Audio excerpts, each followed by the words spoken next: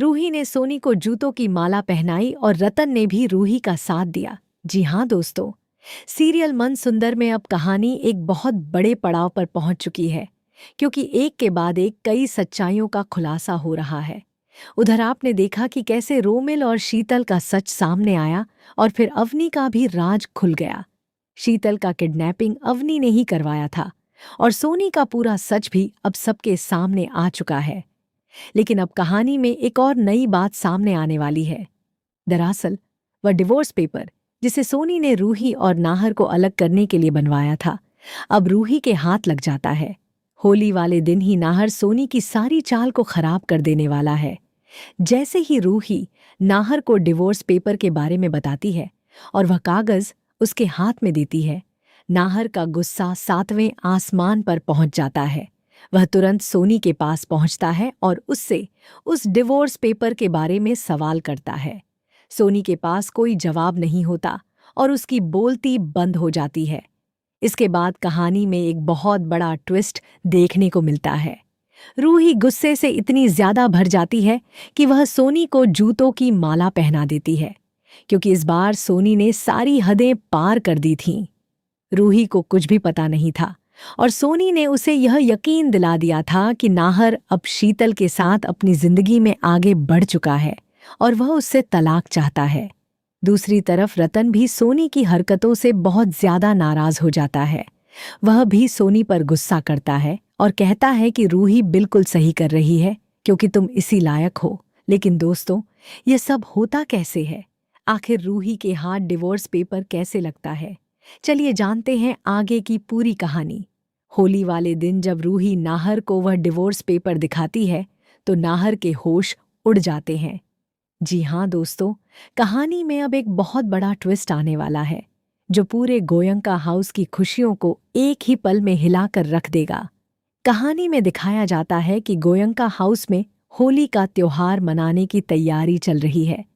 हालांकि असली होली का दिन गुजर चुका होता है, लेकिन नाहर की दादी ने भगवान से एक मन्नत मांगी थी। उन्होंने कहा था कि अगर नाहर सही सलामत जेल से वापस आ जाएगा तो वह पूरे परिवार के साथ धूमधाम से होली मनाएंगी। इसी वजह से होली बीत जाने के बाद भी गोयंका हाउस में होली का जश्न मनाने की तैयारी शुरू हो जाती है। पूरे घर में रंग, गुलाल और ढोल नगाड़ों के साथ खुशियों का माहौल होता है। दादी बहुत खुश होती हैं, क्योंकि उनका पोता नाहर सही सलामत घर वापस आ चुका होता है। पूरा परिवार मिलकर त्योहार मनाने के लिए तैयार रहता है। सभी लोग एक दूसरे को रंग लगा रहे होते हैं और घर का माहौल पूरी तरह खुशियों से भरा होता है। लेकिन किसी को भी अंदाजा नहीं होता कि इसी खुशी के मौके पर एक ऐसा तूफान आने वाला है जो सब कुछ बदल देगा। दरअसल इसी बीच रूही के हाथ एक ऐसा सच लग जाता है जो उसकी पूरी जिंदगी को हिलाकर रख देता है। रूही को अचानक एक डिवोर्स पेपर मिल जाता है।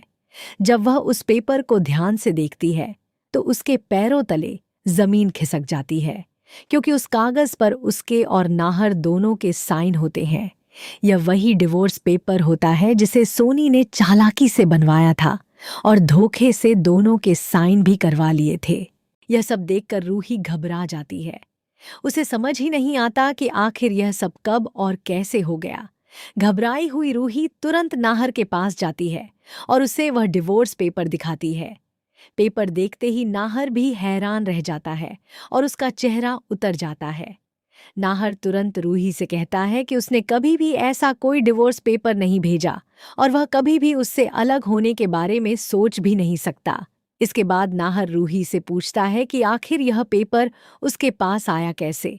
तब रूही पूरी बात बताते हुए कहती है कि यह सब छोटी माँ यानी सोनी की वजह से हुआ है। जैसे ही नाहर सोनी का नाम सुनता है, उसका गुस्सा और भी ज्यादा बढ़ जाता है। उसे विश्वास ही नहीं होता कि उसकी छोटी माँ ऐसा भी कर सकती है। गुस्से में भरा नाहर उसी समय सोनी के पास पहुंच जाता है और सबके सामने उनसे सवाल करता है कि आखिर उन्होंने ऐसा क्यों किया। होली का जश्न चल रहा होता है, लेकिन नाहर का गुस्सा देखकर सभी लोग हैरान हो जाते हैं। धीरे धीरे पूरा परिवार वहां इकट्ठा हो जाता है। नाहर साफ शब्दों में कहता है कि आज उसे हर हाल में सच जानना है। नाहर की बात सुनकर सोनी की बोलती बंद हो जाती है और वह कुछ भी नहीं कह पाती। जब पूरा परिवार उससे जवाब मांगता है, तब आखिरकार सच्चाई सामने आने लगती है। दोस्तों, यह सच्चाई सोनी को बहुत भारी पड़ने वाली है। आप सभी कहानी में देख रहे होंगे कि रूही पर खाटू श्याम की कृपा लगातार बनी हुई है, क्योंकि रूही जिन जिन सच्चाइयों को सबके सामने लाना चाहती थी, वह अब धीरे धीरे सबके सामने आ रही है। अब कहानी में एक और बड़ा ट्विस्ट आने वाला है। जब रूही के हाथ वह डिवोर्स पेपर लगा जिसे सोनी ने बनवाया था, ताकि वह रूही और नाहर को हमेशा के लिए अलग कर सके। वह चाहती थी कि दोनों हमेशा के लिए एक दूसरे से दूर हो जाएं और शीतल और नाहर की शादी करवाकर अपनी बेटी अवनी की जिंदगी बचा सके। लेकिन दोस्तों, यहाँ पर सोनी से एक बहुत बड़ी गलती हो जाती है और यही गलती उसके सारे राज को सबके सामने खोल देती है। ठीक है, अब सोनी की सच्चाई सभी के सामने आने वाली है।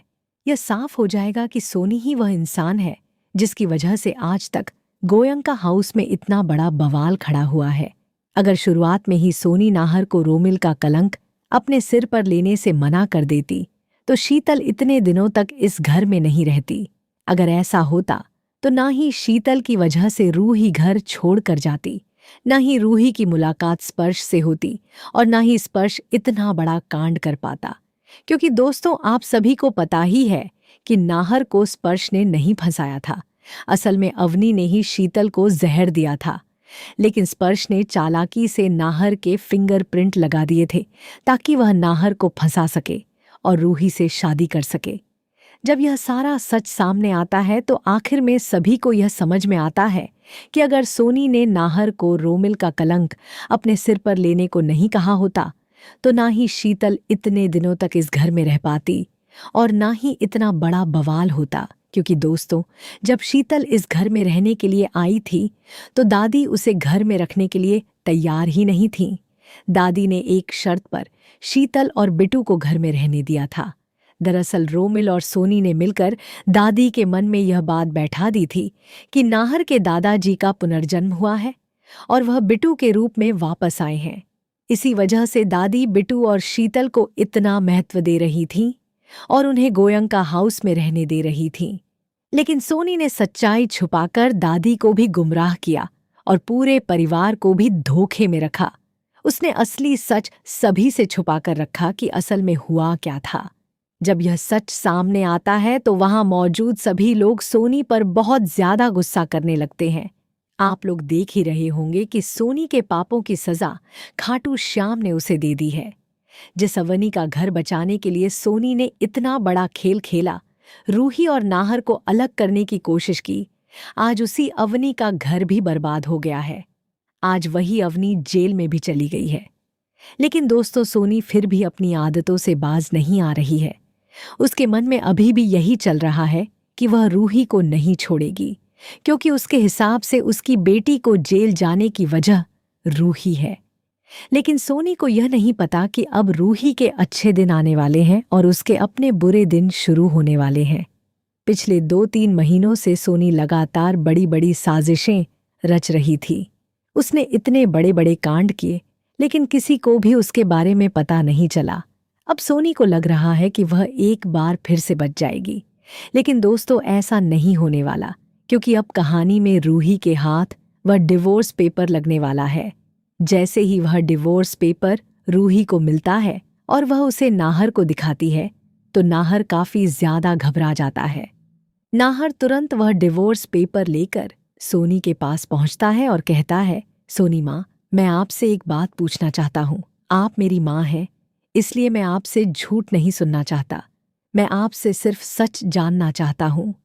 अब सोनी क्या बताएगी? वह क्या जवाब देगी नाहर को? क्या वह यह कह पाएगी कि नाहर, तुमने मेरी बात मानी और फिर भी मैंने तुम्हें धोखा दिया। मैंने तुम्हें और तुम्हारी पत्नी को अलग करने की कोशिश की। सोनी वहां चुपचाप सिर झुकाकर खड़ी रहती है। लेकिन जैसे ही रतन को यह पता चलता है कि सोनी ने धोखे से रूही और नाहर का डिवोर्स भी करवा दिया था, तो वह गुस्से से आग बबूला हो जाता है। रतन इतना गुस्सा हो जाता है कि वह सोनी पर हाथ उठाते हुए भी नजर आता है।